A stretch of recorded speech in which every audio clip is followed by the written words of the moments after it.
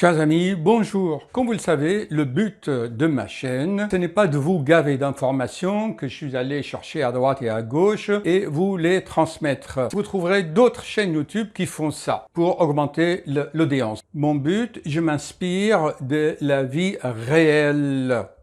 Et vous connaissez le principe, c'est observer, réflexion, intelligemment. Et qu'est-ce que vous faites de tout ça? Vous vous souvenez? C'est la bioméditation observationnelle par réflexion intelligente, qui aboutit à quoi?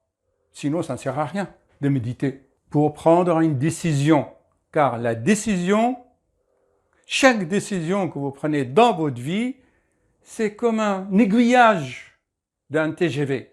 Il vous amène vers une direction. Beaucoup de gens de nos jours n'arrivent pas à prendre une décision. Moi, j'ai pris la décision de vous faire une vidéo immédiatement. Vous voyez, je n'ai pas encore le stéthoscope, j'arrive au cabinet. Qu'est-ce qui s'est passé? Je me suis réveillé ce matin, après avoir fait des rêves. Vous savez, c'est des rêves, hein?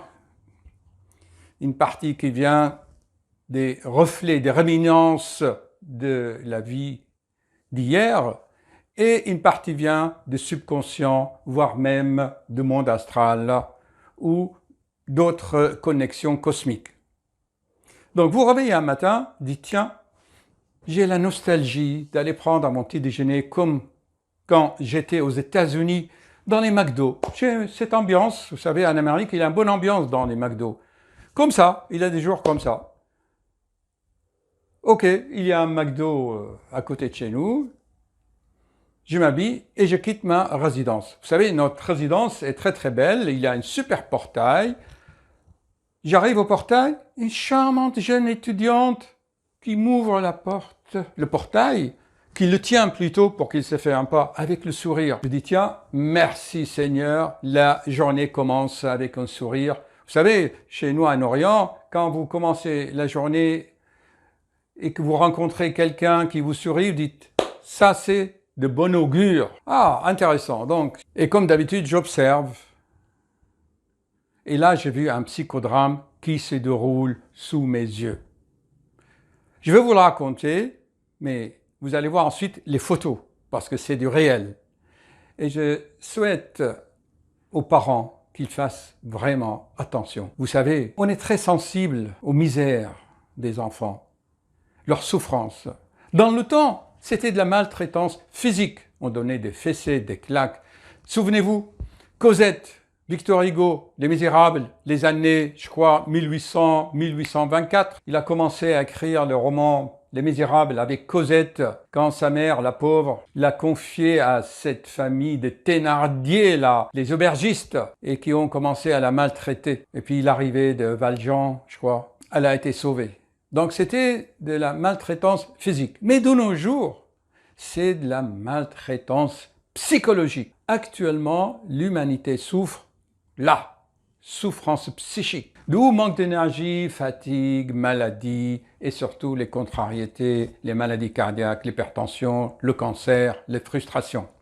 Vous allez voir qu'il y a des causettes des temps modernes. Ce sera un bon titre pour ma vidéo. Les causettes des temps modernes. Vous allez voir que cette petite fille souffrait atrocement. La scène s'est déroulée ainsi. J'ai pu deviner, selon le contexte, que c'était une famille qui vient d'avoir des jumeaux. D'accord? Alors, il y en avait un dans les bras de la mère, lui donnait son biberon, et de l'autre côté, il y avait l'autre jumeau, son père lui donnait le biberon. Et entre les deux, qu'est-ce qu'il y avait? Une charmante jeune fille, comme ça, oh, je dirais 6-7 ans. Elle était là entre les deux. Et vous allez voir dans les photos que les parents ne faisaient pas attention à elle. Vous savez, elle fait la mignonne pour attirer l'attention. Elle veut sa part d'affection et de tendresse. Les bébés, eux, ils avaient leur biberon. Mais l'être humain se nourrit aussi d'affection, de tendresse et d'amour. Et la petite fille était là. Elle montrait le ballon à son père était là. Soit il regardait le bébé ou il regardait même pas la petite. Regardez même pas son ballon, même pas un mot pour l'encourager, pour lui montrer qu'il capte. Quand la petite fille a vu que le père ne réagit pas, qu'il n'est pas réactif à ses appels, elle se dirige vers la mère. Mais alors, franchement, je sais pas quoi vous dire. La mère était là, avec le bébé, et la petite, elle tire sur sa robe. Faites même pas attention. Que pensez-vous? Moi, je n'ai pas de jugement à vous donner. Je regarde et je vous confie l'affaire. Si vous étiez là, vous, les parents, ou la petite fille, mettez-vous quelques instants dans l'esprit, dans le corps de cette petite fille. Et vous allez voir, j'ai observé un peu la scène, et à fur et à mesure, ils ont fini les biberons, et la petite, ils discutaient entre eux, les parents, et la fille était de côté. Elle tournait la tête comme ça, comme si elle était au coin. Vous savez, quand vous êtes à l'école, on vous met au coin. C'est vraiment, chers amis, un psychodrame. Je pense que c'est de la maltraitance psychologique. Cette fille, plus tard, que deviendra-t-elle, à votre avis? Neuropathe, probablement. Toute sa vie va chercher l'affection et la tendresse. Ça, ce n'est pas un cas unique. Je rencontre ça de plus en plus. Voilà, je soumets ça à votre réflexion, mais je ne pouvais pas être insensible au déroulement de cette psychodrame. Je vais vous mettre les photos. Et là, je vais prononcer quelques mots-clés, car j'ai remarqué que l'algorithme de YouTube, eh bien, écoute même ce qui est dit dans la vidéo. Et ensuite, il vous propose d'autres vidéos complémentaires. Alors, là, la vidéo est terminée. Je vais prononcer quelques mots-clés.